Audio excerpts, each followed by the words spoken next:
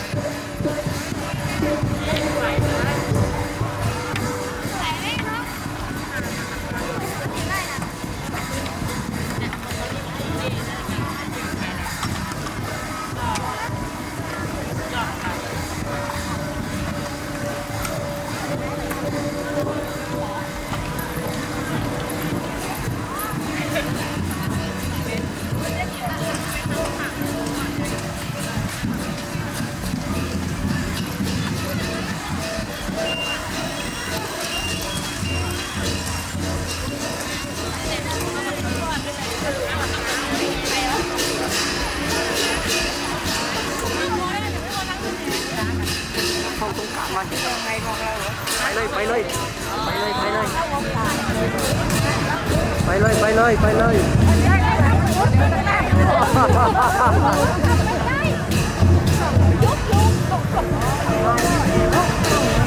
นี่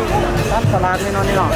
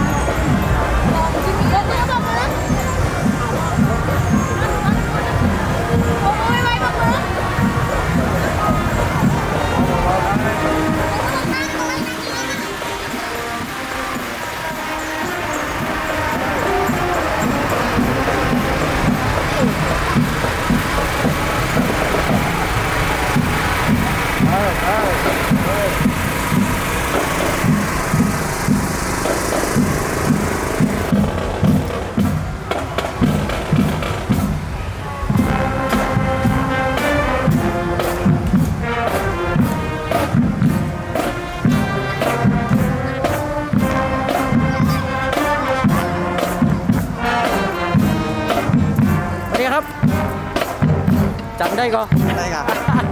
จะได้เนี่ยมาเป็นป้อง เก็บภาพ ได้ เก็บภาพ บาทเก็บครับไล่กองไม่นะ ไว้กองใหม่ครับอ๋อนี่ครับ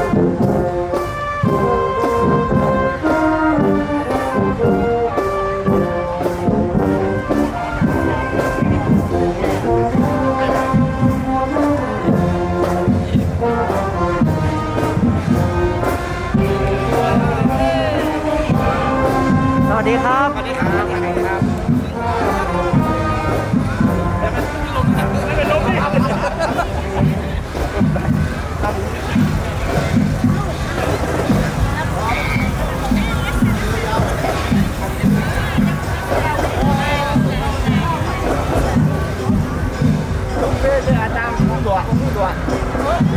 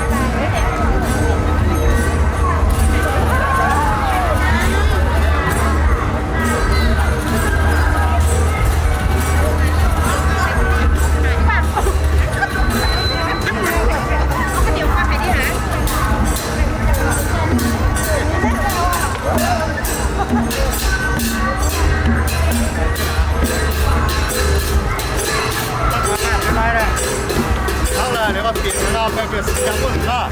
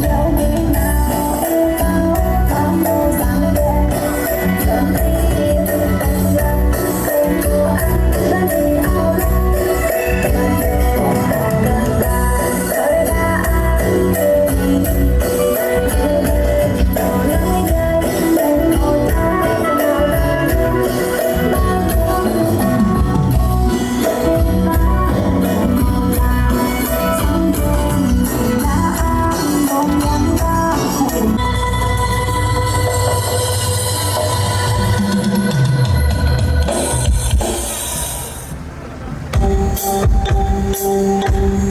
kênh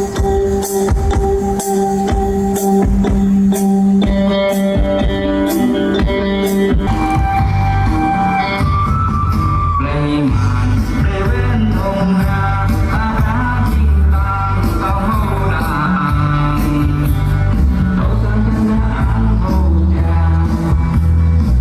để không bỏ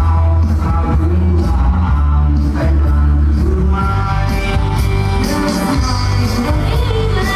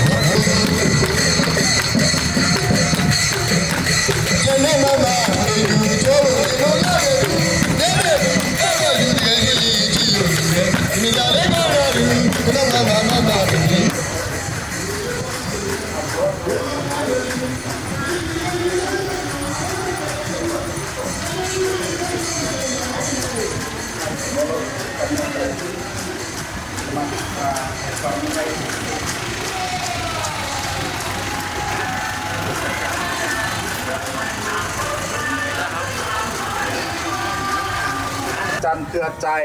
นะครับ เป็นสมาชิกสภาเทศบาลตำบลห้วยไคร้เขตที่2นะครับท่านพงษ์พันธ์พุทธิกาสมาชิกสภาเทศบาลห้วยไคร้เขต2นะครับตามมาด้วยท่านรัชเดชวิลานันท์นะครับสมาชิกสภาเทศบาลห้วยไคร้เขต2และท่าน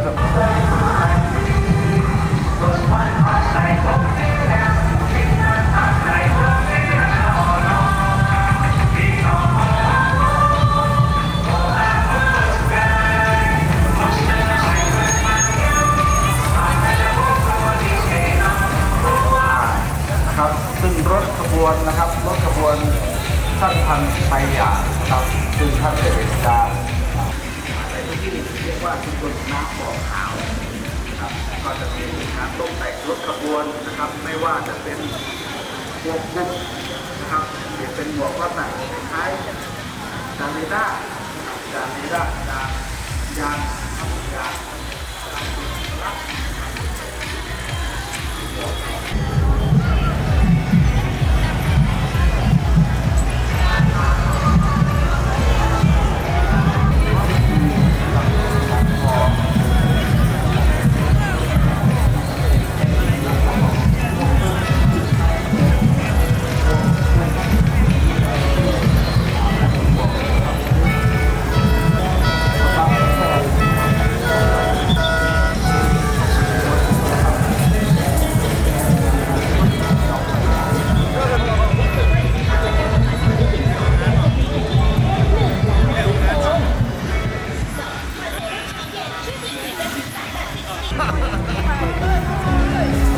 เห็นไหมคืออะไร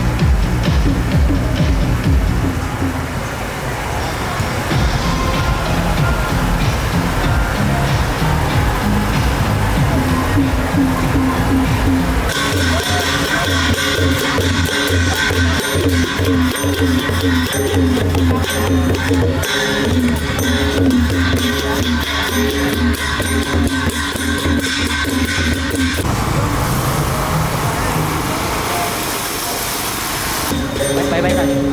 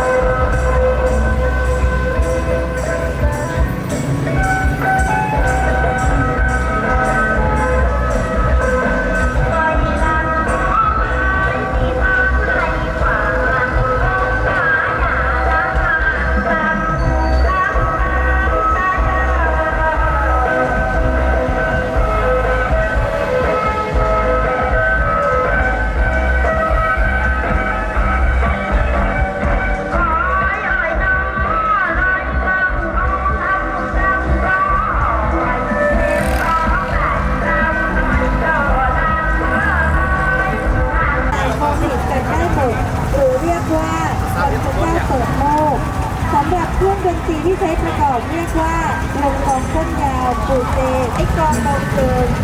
รวมกับของยาว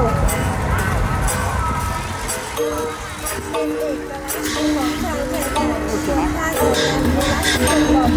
หรือจงเชื่อ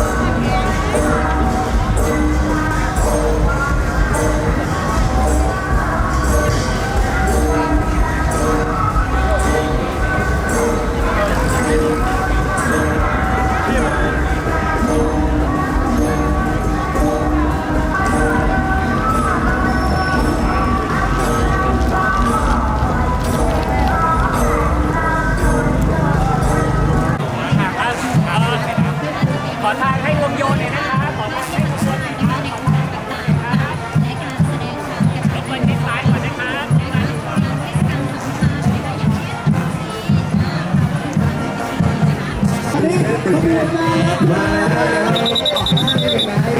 เราก็เลยได้ชมขบวนกันนะครับน่าจะนำมาด้วยขบวนรวมถึงนะครับ ไปงานก่อนเลยนะคะ บ้านงานของเรานะครับมาสจัน10 ชาติพันธุ์แม่สายครั้งที่ 8 นะครับ จากเดิมแม่สายของเราเป็นเมืองหลักเมืองเศรษฐกิจใช่นะของจังหวัดเชียงรายอีกหนึ่งอำเภอด้วยแล้วอยู่แล้วนะครับเห็นไหมครับน่าจะขบวนแรกน่าจะจากโรงเรียนแม่สายประสิทธิ์ศาสตร์นะครับนี่ถือว่าเป็นโรงเรียนประจำอำเภอของแม่สายนะครับขบวนที่2แล้วก็เดี๋ยวนี้ยังมีการเดินไปเส้นโชว์ด้วย โอ้โหวันนี้นะฮะที่จะเป็นอะไรนะ สวยงามครับเดี๋ยวไปลุ้นกันนะทุกคน งามเลยนะฮะดูสาวไทยยวนครับสวยมากเลยนะมากใช่ไหมครับครับไทยยวนที่อยู่ที่ตำบลศรีบุญชุมนะฮะขอแม่เลี้ยงแม่อ้อมไปเลยค่ะ โอเคโบกไม้โบกมือได้โบกไม้โบกมือได้นะครับ สุดยอดมากเลยครับนี่เลยครับความน่ารักของพี่น้องไทยยวนของเราครับ ความน่ารักและความตั้งใจจริงนะคะ ที่อยากจะโชว์ เป็นอัตลักษณ์เป็นเอกลักษณ์เลยครับ เห็นไหมครับ อ้อมมาติดขอบเวทีเลยได้ครับอ้อมมาติดขอบเวทีเลยได้โอ้โหคุณพ่อครับคุณพ่อโอ้โหลีลาสุดยอดเลย นี่อันนั้นเงินจริงหรือเปล่าครับ เป็นเงินของพี่น้องไทยยวนครับ ที่บ้านมีเยอะเลยค่ะแบบนี้เอาไปใช้จ่ายได้ใช่ไหมคะ ใช้ซื้อของได้นะก็จบไปแล้วสำหรับสายยวนนะ นี่แค่2 ขบวนเองนะครับ โอ้ โอ้โหแค่2 ขบวนนะคะ มีความสวยงามยิ่งใหญ่แล้วก็ตระการตาแบบเต็มพื้นที่ขนาดนี้แล้วนะคะ ให้มาครบทั้ง 12 จะยิ่งใหญ่ตระการตาขนาดไหนเรามารอลุ้นรับชมไปพร้อมกันพี่น้องชาวลาวขอเสียงประมือกับพี่น้องชาวลาวเลยค่ะ มาอ้อมด้านหน้าเลยครับมาอีกครับแม่เดินเข้ามาอีกเลยครับมาเลย มาอ้อมให้ท่านประธานแล้วก็หัวหน้าส่วนราชการด้านบนเวทีได้ชมความงดงามใกล้ๆอ้อมเลยครับ สภาว่าทำอำเภอแม่สายครับนี่เลยครับเป็นผู้ที่ให้การสนับสนุนนะครับพี่น้องชาวลาวของเรา โดยสภาวัฒนธรรมอำเภอแม่สายนะคะเป็นผู้สนับสนุนและก็ประสานงานนะคะ สบายดีบอสบายดีนะครับ เดินเลยครับเชิญเลยครับองค์การบริหารส่วนตำบลโป่งผานะครับ ชาติพันธุ์ลาหู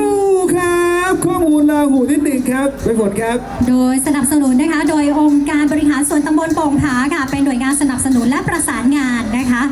โอ้อยู่ชุดกันแต่งกายครับพี่น้องชาวลาหู ที่เราได้ประชาสัมพันธ์เป็นเมื่อกี้นะชุดนะครับ เขามีถิ่นฐานเดิมนะคะอยู่ที่ทิเบตเพราะฉะนั้นเนี่ยเราจะเห็นการแต่งกายที่แบบคล้ายคลึงกับที่เราเคยเห็นในทีวี อันนี้เป็นเงินของจริงเลยนะครับเงินจริงๆนะฮะมีมูลค่ามากมายเลยนะฮะทั้งทางจิตใจและก็มูลค่าทางการเงิน ต้องบอกว่าไทยเราเนี่ยปัจจุบันเนี้ยมีทางด้านของพี่น้องชาวลาหัวอาศัยอยู่ประมาณ1,500,000 คนเลยนะคะ กระจายอยู่นะครับนี่เลยแล้วแม่สายเราก็เยอะนะอำเภอแม่สายที่เชียงรายเราก็เยอะนะครับ ใช่ครับ พี่น้องชาวลาหูนะ ต้อ ค ง รับ บอกว่าพี่น้องชาวลาหูเขาเก่งในเรื่องของการล่าสัตว์มาก นะค ๆส่ รั วน บ ใหญ่ก็จะยึดอาชีพเกษตร เสื้อสวย ต มาก กรรมด้วยนะคะ เสื้อสวยมากนะครับโอ้โหนะฮะ เดี๋ยวถ้าใครสนใจก็ไปดูที่หมู่บ้านของพี่น้องชาติพันธุ์ลาหู วัดจำลองใช่ครับ ครับผมครับ ต่อไปครับขบวนต่อไปขบวนที่ 5 ครับ กลุ่มชาติพันธุ์ไทยใหญ่นะครับ กระบวนพี่ มาแล้วค่ะ กลุ่มชาติพันธุ์ไทยใหญ่ค่ะ ครับผมหรือไตหลงหรือว่าไตหลวงนะครับนี่นะฮะโอ้โหดูการแต่งกายของพี่น้องชายใหญ่ครับ สนับสนุนนะคะโดยเทศบาลตำบลแม่สายมิตรภาพนะคะเป็นหน่วยงานสนับสนุนและประสานงานค่ะ การแต่งกายนะครับนิยมนุ่งกางเกงขากล้วยนะครับผู้ชายนะครับผู้หญิงก็นุ่งผ้าสิ้นครับเสื้อผ้าก็ทำจากผ้าฝ้ายทอมือของกลมแขนยาวครับหาอกติดกระดุมด้วยนะฮะนี่คือเอกลักษณ์ของการแต่งกายชุดของพี่น้องไทยใหญ่ของเราและพี่น้องไตนะครับผู้หญิงก็สวยงามด้วย นี่เลยครับ ผ้าสิ้นนะคะ ใช่ เสื้อก็จะทำจากผ้าฝ้ายทอมือด้วยคอกลมแขนยาวผ้าอกตลอดจนติดกระดุมนะคะเหมือนที่เราเห็นนั่นเองมีผ้าโพกศีรษะด้วยผ้าสีอ่อนๆด้วยสะพายย่ามด้วยนะคะโอ้โหเอกลักษณ์แบบครบเลย อันนี้ ชุดหวาน ส่วนของ มาก ชาติพันธุ์คัชชินครับมาร่วมกิจกรรมของเราด้วยนะฮะชาติพันธุ์คัชชิน อ๋อนะ อัน ครั นี้ บ มาร่วมในกิจกรรมของเราด้วย ต้องบอกว่าแต่ละชาติพันธุ์นี่เครื่องประดับนี่ไม่ยอมกันเลยนะครับ สุดยอดมากๆและเป็นระดับเครื่องเงิน สวยงามมาก โอ้โหมากนะครับ โอ้นะครับ มีเอกลักษณ์ที่โดดเด่นจริง ๆนะคะ แต่ละชุดของเขาเนี่ยต้องมีอะไรที่มาเสริมเพิ่มเติมแต่งให้ดู หมวกไง โดดเด่นขึ้นไป หมวก ผ้า หมวกเก๋ ผ้าม าก ถุงผ้าซีนี่เขาจะทำลวดลายแล้วแต่นะครับเป็นเอกลักษณ์ของแต่ละคนแล้วก็แต่ละหมู่บ้านด้วย ใช่ครับอ๋อครับผม เราจะเห็นว่าลายปักสวยงามทีเดียวนะครับหลากหลายสีสันนะหลากหลายรูปแบบครับ คุณแม่เดินขึ้นมาหน้าอีกนิดนึงก็ได้ครับ เดินขึ้นมาหน้าอีกนิดนึง เดินขึ้นมาหน้าอีกนึงครับมาใกล้ๆเวทีเลย โอเค มาใกล้ๆขอบเวทีเลยครับ จะได้เห็นความสวยงามนะชัดๆเลย โอ้ อันนี้อีกหนึ่งเอกลักษณ์ก็คือหมวกนะ หมวก นะครับ หมวกจะเราจะสังเกตว่าถ้าเป็นหมวกอันนี้เราจะรู้เลยว่าเป็นชาติพันธุ์ ใช่ นะฮะ ครับผมโอ้โหบัวเขาได้หลากหลายรูปแบบ ค่ะ หลากหลายสีสันนะครับ อันนี้หมวกหรือว่าผ้าโพกเขาเรียกว่าหมวกหรือว่าผ้าโพกคะ ผ้าโพกศีรษะ ผ้า ก็ โพก จะมีที่มา ศีรษะ ที่ไปนะครับว่าหลากหลายไม่เหมือนกันเลย ค่ะ นะครับ จะเป็นเอกลักษณ์แบบนี้เลยนะ จะทรงนี้นะฮะ จะทรงนี้เล โอ้ ย นี่ก็สวยงามเลยนะฮะผ้าโพกหัวเขาสวยงามมากสีสันค ถ้า รับ จะให้เด่นกว่านี้ คุณแม่ต้องถือข้าวแรมฟืนมาด้วย แล้วมาแจกเรา โดด ด้ว เด่ ย นชัดเจนแน่นอนค่ะ คุณแม่ก็ทานแต่ตอนเย็นลูก หิว นี่ ที่จะออกมาในงานแล้วครับพอดีว่าหิวก่อน บอกเลยว่าพี่กรณ์หิวมากต ก็ อน ไม่ นี้ หิวมากครับ แต่ละหมู่บ้านแต่ละเขาเรียกว่าแต่ละชุม เขามี ช หลาน กสายสีสันน่ะ ก็จะมีเอกลักษณ์ที่แตกต่างออกไปนะ แต่ว่า สีส้มสีแสดอะไรอย่างเงี้ยนะฮะ แต่ว่าลวดลายของผ้าสิ้น โอ้ เนี่ยก็จะคล้ายๆกันนะครับ เป็นลวดลายที่เป็นเอกลักษณ์นะครับ แต่ว่าสีสันเนี่ยเราสามารถเปลี่ยนแปลงได้ สวยงามมาก โอ้นะ ใส่แล้วขับผิวขาวสวยผ่องเล ออย ร่าเลยครับคุณแม่ครั ครับ บผม โอ้โห นี่ นี่ก็ นะครับ สวยครับชุดนี้ก็สวยครับ สวย ย่าม อะ ก็สวยมากเลยนะฮะโอ้โหสีสันครับดีไซน์นะฮะนี่เป็นเอกลักษณ์เป็นอัตลักษณ์โดดเด่นเลยนะฮะของพี่น้องกลุ่มชาติพันธุ์ของเราทุกๆชาติพันธุ์นะครับ เดี๋ยวกระเป๋าสะพายนี้สะพายย่านเขาจะให้เราด้วยใช่ไหมฮะ เขาจะให้พิธีกรด้วยนะครับ บอกว่าไปหาซื้อเอง จะได้พูดถูกจะได้บรรยายถูก บ้านจำลอง ฮะ โอ้ยขบวนยาวมาก แสดงว่าอันนี้มาทั้ง อันนี้มาทั้ง ตำบลเลยนะครับ มาทางนี้นะครับ ตำบล แม่ เลย ทางนี้ครับ คุณแม่เดินด้านหน้าเลย เดินตามกันมาเลยครับแม่เดินตามกันมาเลย เดินตามมาเลยครับมาใกล้ๆเลยครับมาใกล้ๆเลย มาใกล้ๆเพชรเจ้า โอเค ต้อง ค บ รั อบ กว่าวันนี้แม่ๆเขาจัดเต็มแต่งหน้าจัดเต็มมาเตรียมพร้อมมานะคะ จะได้มา จะได้มาโชว์ความสวยแบบเต็มที่ เดินตรงมาด้านหน้าเลยค่ะแล้วอ้อมไปได้เลยนะคะ นี่แหละครับสวย ถือง าม โอกาส มาก ได้ เลย สวัสดีทักทายท่านประธานแล้วก็หัวหน้าส่วนราชการด้านบนด้วยนะครับเรียนเชิญเลยครับนี่เขามีเอกลักษณ์เรื่องของการแสดงด้วยนะศิลปะการแสดงนะครับ โอ้อันนี้นกอะไรนะ นกกิ้งกะลาน กกิ้งกะลา นี่คือความชัดเจนของพี่น้องไตใหญ่เลยนะค ไท รับ ยใหญ่ใช่ไหมครับ โอ้อีสานอัตลักษณ์นะครับ การแสดงการร่ายรำตามจังหวะดนตรีของพี่น้องชาติพันธุ์ของเราครับ ตัวทำอะไรครับตัวขอเสียงปรบมือให้กับการแสดงนะฮะถือว่าหอมปากหอมคอน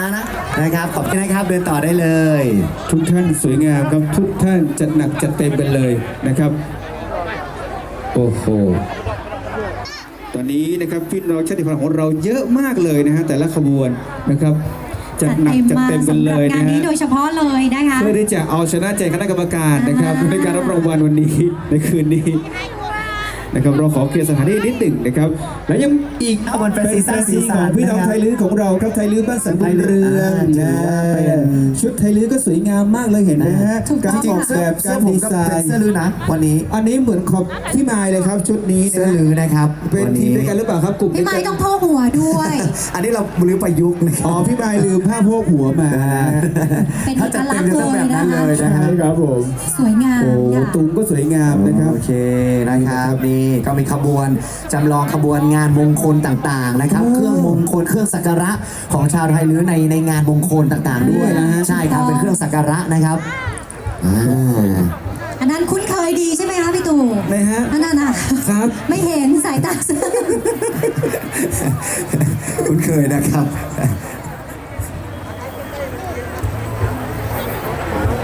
โอ้หมากพลูเหรอครับ หมากพลู อันนี้คุ้นเคยมากเลยครับแล้วก็ อัน มี นี้ก็เป็นเครื่องสักการะ สตอรี่ด้วยครับผม อยู่ที่บ้านก็ประจำเลย ที่บ้านก็ประจำเลย โอ้ สวยงามมาก สวย นะ งาม คะ ครับคุณแม่ครับวันนี้คุณแม่เดินประมาณ5 กิโลนะ วันนี้ต้องบอกว่า นะฮะเราต้องเรียกว่าดาราอ้างนะครับไม่ใช่อ้างนะฮะถ้าอ้างนี่คือของปลอมครับถ้าอ้างนี่คือของจริงครับผมมันต้องอ้างอย่างที่หนึ่งครับผมดาราอ้างครับ นี่ นี่ ได้ นะค รั รั บบ การสนับสนุนนะคะและประสานงานจากองค์การบริหารส่วนตำบลโป่งงามค่ะขอเสียงปรบมือด้วยค่ะ เชิญเลยครับผมเดินผ่านได้เลยนะครับ ต้อนรับความสวยงามนะคะ โอ้โห ขอบคุ เรา ณ เพิ่ง ครับ เคยเห็นนะครับว่าการแต่งกายของพี่น้องกลุ่มผลิตภัณฑ์ดาราอ้างของเราเนี่ยนะฮะ ครับ สวยงามไม่แพ้กันเลยครับดูครับขบวนข้างหลังคือขบวนน่าจะเหมือนเครื่องพระป่าเลยครับ ใช่ใช่ครับผมเหมือนว่าเหมือนคล้ายๆกับการโกยสลากของ ของพี่น้องดาราอ้างของเลยใช่ไหม ไต ฮะ ยวนไตยวนนะครับ อ๋อนี่เลยครับ โอ้มี แต่เป็นต้นเงินต้นทองนะครับ นะครับ มีเอกลักษณ์เขาเสื้อของหญิงสาวนะคะ ดาราอ้างเนี่ยเขาจะมีโชว์เอวด้วย โชว์เอวเหรอฮะ ใช่ เอวลอย นิดๆใช่ไหมฮะ แล้วนะที่เป็นเข็มขัดก็คือเป็นเงินแท้ๆเลยนะฮะจริง ๆเลยนะฮะโอ้ วันนี้ต้องบอกว่า มูลค่นี่คือ คนเอาที่มีอยู่ที่บ้านออกมาใช้หมดเลย ใช่ครับลงมูลค่าแล้วโอ้โหหลายเลยนะหลายล้าน มูล เลย ค่าหลายดูตีมูลค่าไม่ได้เลยตอนนี้นะครับ อันนี้เงินทั้งนั้นนะเงินของจริงทั้งนั้นนะฮะ ใช่ครับผมโอ้นะฮะ เรียกได้ว่าเป็นมรดกตกทอดด้วยนะคะ ฮะ ที่เราเคยได้ยินเคยทราบกันมานะคะ เครื่องประดับต่างๆเนี่ย สืบทอด ใช่ สืบทอดมาจากบรรพบุรุษนะครับ ใช่ มาจากรุ่นต่อรุ่นเลยนะครับ นี่เลยครับ แม่ให้ลูกนะครับ ลูกให้หลานนะครับนี่ก็ถือว่ายังคงความเป็นเอกลักษณ์ของเครื่องแต่งกายของแต่ละชาติพันธุ์ไว้อย่างงดงามเลยทีเดียวนะครับ ก็จะมีอาจจะมีเขาเรียกว่าการทำใหม่ให้สวยงามนะครับ อาจจะเป็นพี่น้องของเราชาติพันธุ์ล้วนะครับกำลังจะเดินทางเข้าสู่บริเวณงานของเรานะครับ ต้องบอกว่าที่เห็นเว้นระยะห่างนี่คือเดินตามกันไม่ทันนะคะ ใช่ครับตามไม่ทันครับ ที่ซ้ายเดินมาถึงหน้าเวทีแล้วก็เดี๋ยวอ้อมขบวนใกล้ชิดนะครับ โอ้ใช่แล้วครับมาในชุดสีดำของผู้หญิงนะฮะส่วนเสื้อสีดำทาอกแขนยาวเป็นหน้าอกจะมีแนวกระดุมแถวกระดุมรังดุมรอบคอด้วยนี่แหละครับสวย เดินได้เลยนะครับ เดินเลยครับผมเดินได้เลยครับ เดินมาด้านนี้เลยค่ะ ดิน ขอ ได้ล เสียงปรบมือให้กลุ่มชาติพันธุ์ล้วนด้วยค่ะ เดินอ้อมมาเลยครับ เดินอ้อมมาฝั่งนี้ได้เลยนะครับ เดินอ้อมมาฝั่งนี้เลย โอ้นี่ไงชุดของชาติพันธุ์ล้วนะครับ ก็มีหลากหลายนะหลากหลายแบบนะครับ ครับมีทั้ง ใช่ สี ก็ ดำ จะ สี นุ่ง เหลืองค ผ้า รับ สโรงนะคะ ผ้าถุงผ้าสิ้น เสื้อ มีกระบวนตุงนะครับอันนี้ผู้ชายรู้ว่าเขาจะแต่งกายแบบนี้นะฮะเป็นผู้ชายรู้ว่าแบบยุคดิจิทัลนะครับ ยุคใหม่ล่าสุด 5G ยุค 5G นะค ยุ รับ ค 5G แต่สาวๆนี่สาวๆเขาก็จะมีเอกลักษณ์นะครับ โอ้คุณไมค์ครับขบวนข้างหลังครับ เป็นตุงที่ยาวที่สุดเลย ของพี่น้องรั้วของเรา น่าจะเป็น ดูครับ ตุงซาวาไหมครับ อันนี้ ฮะตุงซาวาเลยครับ ใช่ อันนี้เรียกตุงซาวาไหมครับ โอ้ ใช่ไหมเอ่ยอ๋อ นี่แหละครับ ใช้เสื้อค่ะ เสื ใช่ไหม อ คะ ครับ สวยงามเลยครับ โอ้สวยครับสวยนะครับ โอ้โหอันนี้ขนาดแค่ซาวานะครับตุงซาวานะครับพี่ไมค์ครับ ถ้าตุง20ถ้าตุง40 บาทจะขนาดไหน ไหน จะ จะ ได้ ได้ ว่า ว่าจะโอ้นะฮะ โอ้นะครับอ่ะตอนนี้วง ค่ะ โยธวาทิต น้อง จาก ๆวงโยธวาทิตนะคะ บ้านเวียงพานครับอ๋อ น้องๆ แต่ละโรงเรียนนะคะก็จะ มาหน้าอีกมาหน้าอีกครับ ท่านแต่ละขบวนแห่ของกลุ่มชาติพันธุ์นั่นเองนะคะ ขอเสียงปรบมือต้อนรับเพื่อนบ้านเราด้วยครับ มิกเกอร์บานะครับ ได้รับการสนับสนุนนะคะจากสภาวัฒนธรรมอำเภอแม่สายค่ะ โอ้โหนี่แหละครับ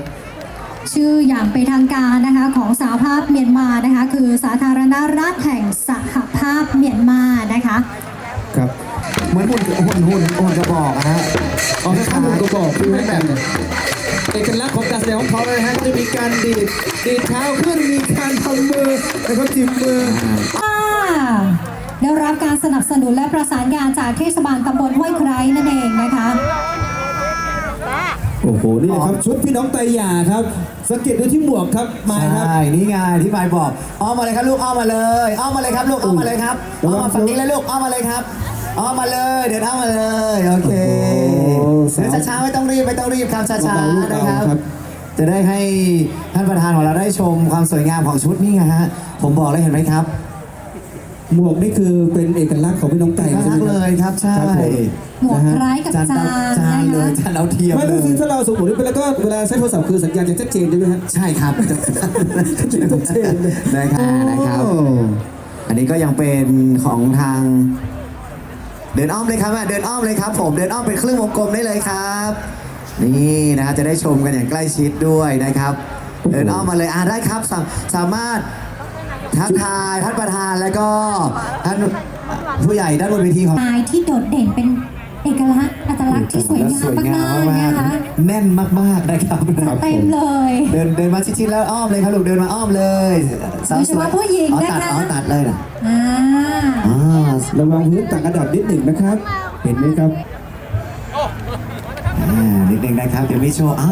มีสองเลย ท่านจัดหนักจัดเต็มเลยเห็นไหมฮะอยู่ในขบวนของเราเลยโอ้โห ก็น่าคุ้นๆมากเลยนะท่านนายกกับคุณนายนั่นเองสวัสดี แค่ชุดของท่านก็ปาเข้าไปหลัก6 หลักแล้วครับผม น่าจะ6 หลักครับใช่เลยครับ ยอดมากเลยครับท่านนายกครับ โอ้นะฮะ โอ้โห แล้วก็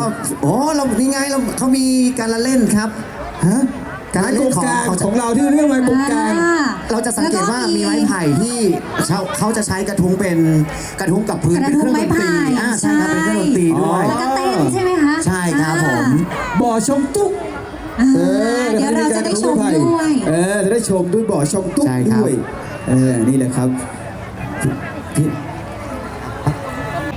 เทศบาล1วัดพรหมวิหารนะโรงเรียนนะครับโรงเรียนเทศบาล1วัดพรหมวิหารนะครับ เป็นวงโยธวาทิตนะคะจากน้องๆค่ะ ตอนนี้เดี๋ยวจะมีพื้นที่ตรงนี้จะเป็นพื้นที่ของการแสดงโชว์พิธีเปิดอยู่นะครับต้องขอสงวนสิทธิ์ไว้พื้นที่ด้วยนะครับตรงพรมสีเขียวนี่นะครับโอ้นี่นะค ตั รับ วเล็กแต่ โอ้ ผู้สนับสนุนและประสานงานโดยเทศบาลตำบลแม่สายนะครับ นี่ เห็น แห ไหม ละครั คะ บ เราจะเห็นชุดสีแดง ป้ายก็สีแดง สีมงคลของ ตัวสีทอง ตามความเชื่อนั่นเอง ใช่ นะคะ ครับ เรายังมีความเชื่อตามเขา นี่แหละครับ เราเห็นเราก็จะร่ำรวยด้วยนะ ได้ดีครับ ต้องไปรูปหัวมังกรจากจังหวัดเชียงรายนะ โดยวงโยธวาทิตของวัดของโรงเรียนเทศบาล1วัดพรหมวิหารนะครับ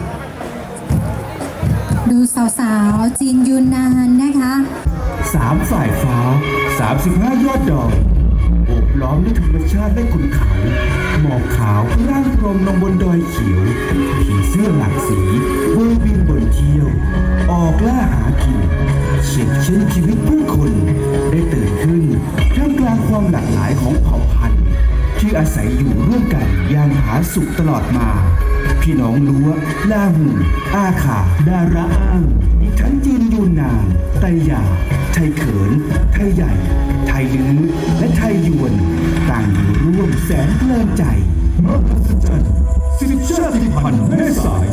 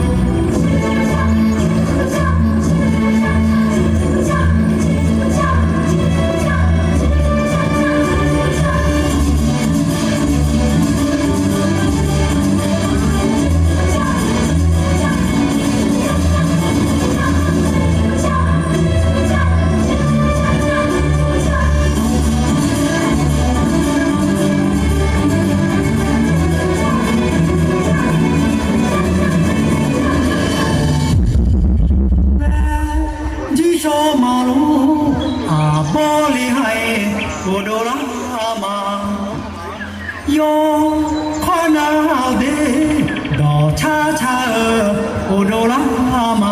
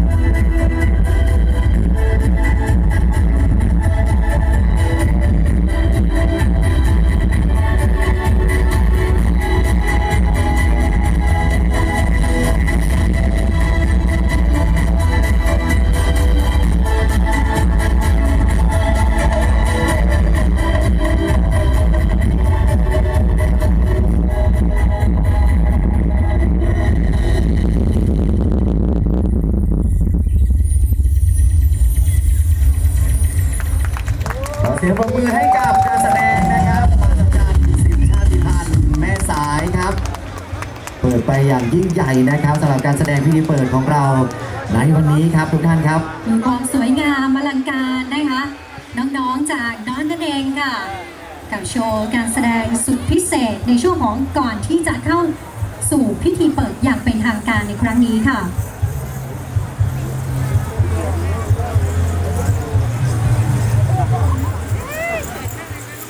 โอ้นะฮะยิ่งใหญ่จริงๆสำหรับงานของเราปีนี้หลังจากที่ห่างหายไปนานแล้วก็กลับมาอีกครั้งอย่างยิ่งใหญ่จริงๆนะครับถือเอาโอกาสนี้ครับ กล่าวสวัสดีแล้วก็ทักทายทุกท่านอย่างเป็นทางการนะครับ กราบเรียนท่านบุคลากรสุวรรณรัตน์องค์ชินปีประธานในพิธีดิฉันนางสุภาพันธ์หมั่นเจริญรองผู้ว่าราชการจังหวัดเชียงราย ในนามตัวแทนพี่น้องชาวอำเภอแม่สายและจังหวัดเชียงราย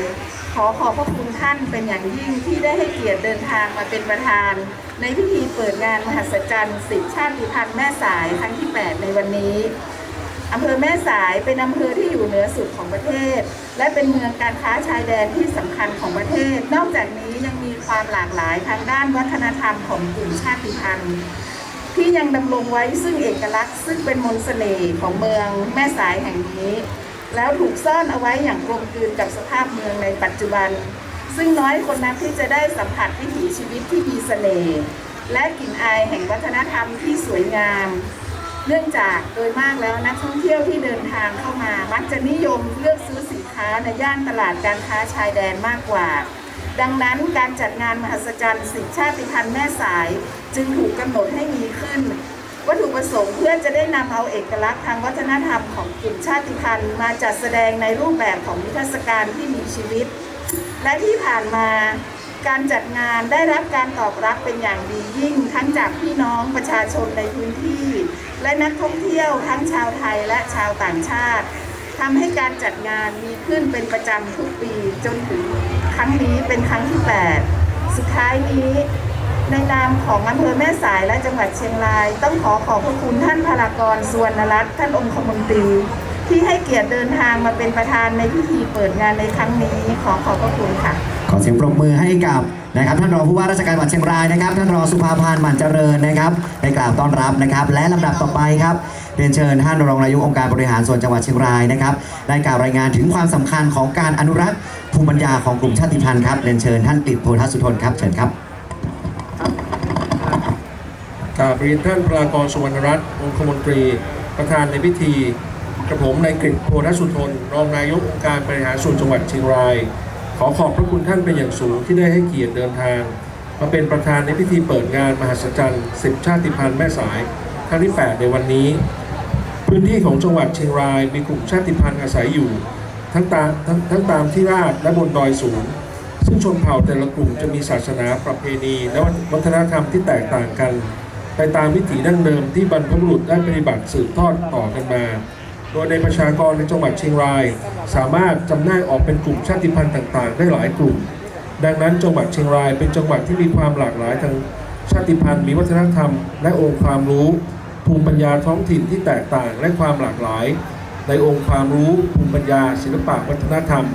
ท้องถิ่นที่มีการสั่งสมและสืบทอดกันมาอย่างต่อเนื่องปรากฏให้เห็นในปัจจุบันการจัดงานในครั้งนี้ทุกหน่วยงานได้ตระหนักถึงการอนุรักษ์มรดกทางภูมิปัญญาวัฒนธรรมของกลุ่มชาติพันธุ์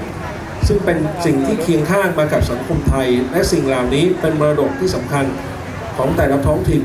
ซึ่งแสดงถึงเอกลักษณ์อัตลักษณ์และความภาคภูมิใจ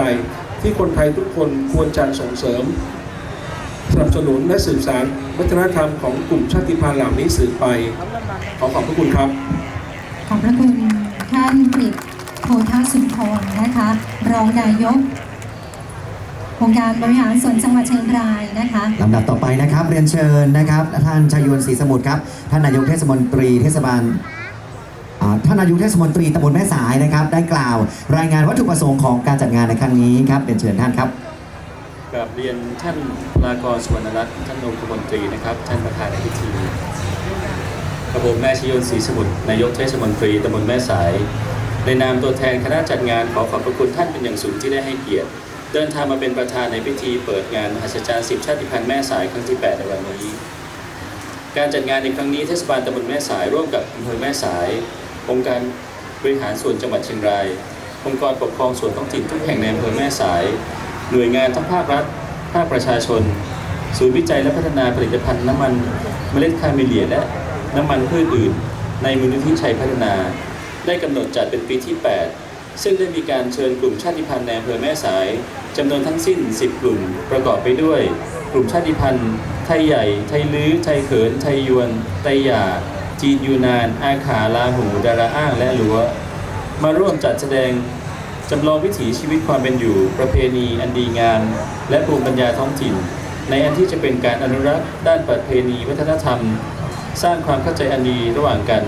นอกจากนี้ยังได้เชิญ2กลุ่มมิตรประเทศในอาเซียนได้แก่ประเทศสาธารณรัฐแห่งสหภาพเมียนมาและลาวมาร่วมจัดงานในครั้งนี้ด้วยซึ่งแต่ละกลุ่มชาติพันธุ์และทุกหน่วยงานได้ให้ความร่วมมือในการจัดแสดงศิลปะวัฒนธรรมภูมิปัญญาและวิถีชีวิตชาติพันธุ์อันแสดงออกซึ่งความสามัคคีและเอกลักษณ์ของแต่ละกลุ่มชาติพันธุ์ซึ่งได้รับการชื่นชมจากประชาชนและนักท่องเที่ยวมาโดยตลอด การจัดงานในครั้งนี้นอกจากจะมีวัตถุประสงค์เพื่อสนับสนุนและส่งเสริมการแสดงศิลปะวัฒนธรรมภูมิปัญญาและวิถีชีวิตของกลุ่ม10ชาติพันธุ์แล้วยังมีวัตถุประสงค์เพื่อสำนึกในพระมหากรุณาธิคุณของสถาบันพระมหากษัตริย์ที่ทรงมีพระมหากรุณาธิคุณเป็นล้นพ้นต่อประสงค์นิกรชาวไทยทุกหมู่เหล่าโดยไม่แบ่งแยกชนชั้นทำให้ประสงค์นิกรชาวไทยทุกคนมีความสงบสุขร่มเย็นมาโดยตลอดการจัดงานในครั้งนี้ได้รับความร่วมมือเป็นอย่างดีจากศูนย์วิจัยและพัฒนาผลิตภัณฑ์น้ำมันเมล็ดคาเมเลียและน้ำมันพืชอื่นๆในมูลนิธิชัยพัฒนาที่ได้อนุญาตให้ใช้สถานที่ในการจัดงานตลอดจนส่วนราชการต่างๆและองค์กรปกครองส่วนท้องถิ่นในอำเภอแม่สายและขอขอบคุณกลุ่ม10ชาติพันธุ์และ2มิตรประเทศอาเซียนหน่วยงานทุกหน่วยงานทั้งภาครัฐภาคเอกชนรวมถึงพี่น้องชาวอำเภอแม่สายเป็นอย่างสูงในการร่วมมือเป็นอย่างดีเสมอมาบัดนี้ได้เวลาเป็นมงคลแล้วกระผมขอกราบเรียนเชิญท่านพลากร สุวรรณรสท่านองคมนตรีประธานในพิธีกรุณาให้เกียรติกล่าวเปิดงานมหัศจรรย์10ชาติพันธุ์ครั้งที่8ขอกราบเรียนเชิญครับ ท่านรองผู้ว่าราชการจังหวัดเชียงรายผู้รักษาราชการแทนผู้ว่าราชการจังหวัด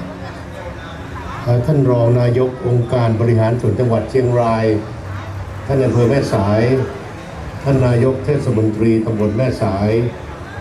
ผู้แทนศูนย์วิจัยและพัฒนาผลิตภัณฑ์น้ำมันเมล็ดคาเมเลียและน้ำมันพืชอื่นพี่น้องชาวจังหวัดเชียงรายพี่น้องกลุ่มชาติพันธุ์พี่น้องกลุ่มชาติพันธุ์ทุกกลุ่มตลอดจนพี่น้องชาวไทยที่อยู่อาศัยอยู่ในประเทศนี้ได้ตระหนักและเรียนรู้ถึงการนำเอาเทคโนโลยีมาใช้ประโยชน์เช่นด้านการสื่อสารการตลาดการประยุ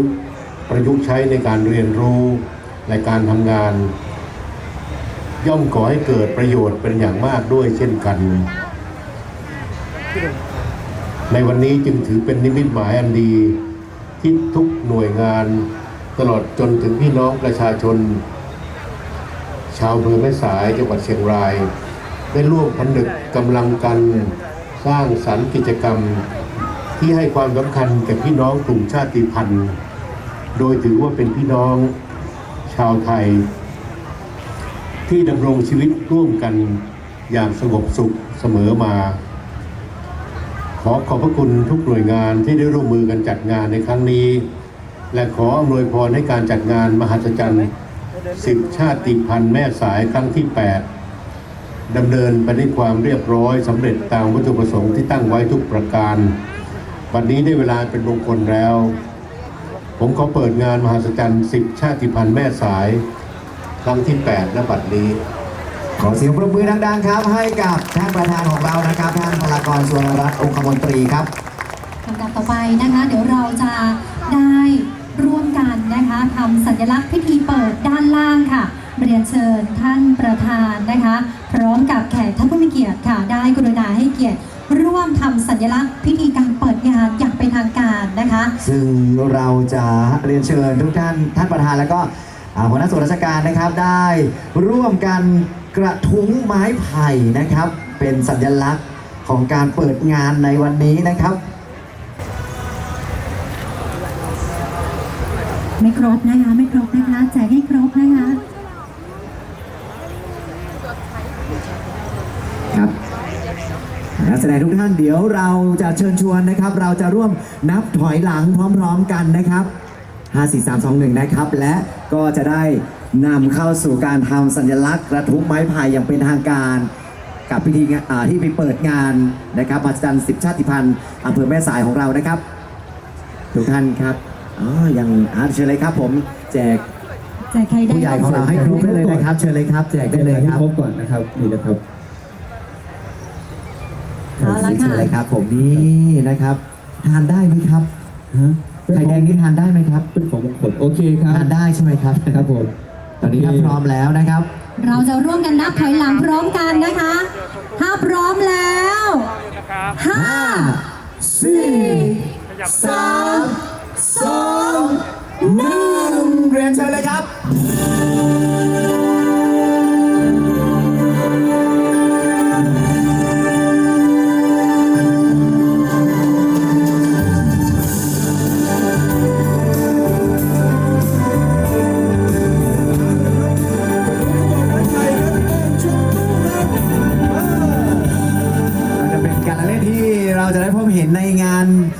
คนต่างๆนะของพี่น้องเชิญร่วมสนุกได้เลยนะครับ ประธานในพิธีครับ เลยครับ เกียรติผู้มีเกียรติครับร่วม เข้าไปในวงได้เลยใช่ไหมครับ ได้เลยครับผมเต้นกับนักเต้นได้เลยครับผมเชิญเลย เรี ค ย รั น บ เชิญเลยค่ะเรียนเชิญท่านประธานและแขกผู้มีเกียรติทุกท่านนะคะ เข้าร่วมวงได้เลยค่ะ ในขณะท่านนายกเอนะฮะบาดเจ็บนะครับ ก็ยังคงแบบโชว์สปิริตครับสุดยอดมากเลยนะฮะเต้นกับทีมงานของพี่น้องชาติพันธุ์อาขาของเราครับบอมชงตุนะครับ สนุกสนานร่วมกันนะคะ เป็นการ อ่า เต้นรำที่ให้เกียรติแล้วก็เป็นการอวยพรให้ทุกอย่างราบรื่นแล้วก็เป็นเลิกดีงามดีด้วยนะครับ ก็ช่วยกันปรบมือนะคะ เป็นจังหวะได้นะคะปรบมือเป็นจังหวะได้เลยนะคะเพื่อความสวยงามค่ะ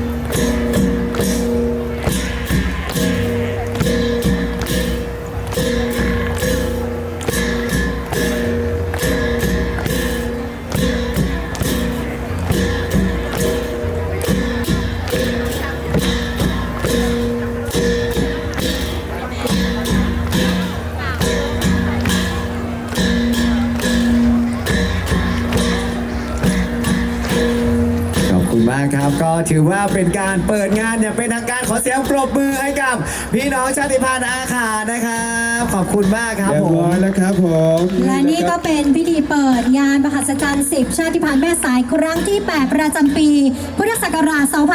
2565 อย่างเป็นทางการค่ะ ครับเดี๋ยวขออนุญาตให้บันทึกภาพร่วมกันสักนิดนึงนะครับ และก็จะได้เรียนเชิญท่านประธาน ไปอีกเวทีหนึ่ง ใช่ครับ นะ เดี๋ยวเราจะไปมีกิจกรรมอีกหนึ่งเวทีนะครับ เวทีใหญ่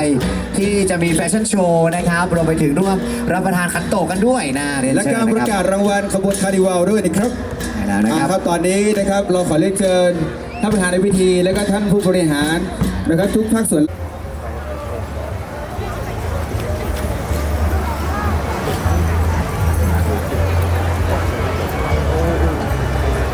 ซึ่งเดี๋ยวลำดับต่อไปนะคะ หลังจากที่เราเสร็จสิ้นช่วงของพิธีเปิดงานมหัศจรรย์สืบชาติพันธุ์แม่สายครั้งที่ 8 เป็นที่เรียบร้อยแล้วนะคะ เราก็จะได้เรียนเชิญท่านประธานแล้วก็พร้อมกับแขกท่านผู้มีเกียรตินะคะ ได้เข้าไปประจำที่นั่งรับรองค่ะบริเวณด้านหลังของเวทีใหญ่นะคะ เพื่อจะได้รับประทานอาหารขันโตกนะคะพร้อมกับการรับชมการแสดงต้อนรับพิธี เปิดงานมหัศจรรย์10 ชาติพันธุ์แม่สายครั้งที่ 8 กันค่ะ ขอบคุณมากนะครับเรียนเชิญ